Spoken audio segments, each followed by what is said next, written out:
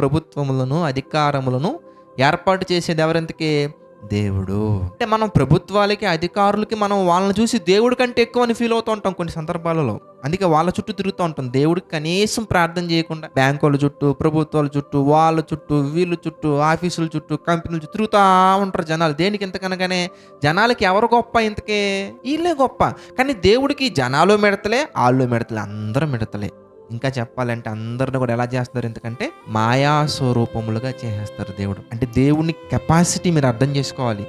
ఎంత మాయా స్వరూపంగా చేస్తారా అంటే జస్ట్ ఒక కొండతోటి అదిగో అందరిని కూడా వెళ్ళిపోయేలా చేసేస్తారు అంతే. ఎంత మాయా స్వరూపంగా దేవుడు మార్చేయగలరు ఎంతకనగానే ఒక కర్రతోటి ఎర్ర సముద్రాన్ని పాయలు చేసి అంత మాయా స్వరూపంగా చేయగలరు. ఫరో దెబ్బకి వచ్చేసి అయ్యా మీరు వెళ్ళిపోండి మా దేశంలో నుంచి అయినా సరే అంతే. అమ్మో కష్టం నా వల్ల కాదని మనిషి అనుకుంటాడో అది ఆయనకి ఎలాంటిది ఎంతకనగానే ఒక మిడత, ఒక మాయా స్వరూపం ఆయన లేకుండా చేసి ఏదైనా చేసేస్తారు దేవుడు. దేవుడు గురించి మీరు చాలా తక్కువగా మీరు ఇమాజినేషన్లోకి వెళ్ళిపోతుంటారు కొన్ని సందర్భాల్లో. వెళ్ళకూడదని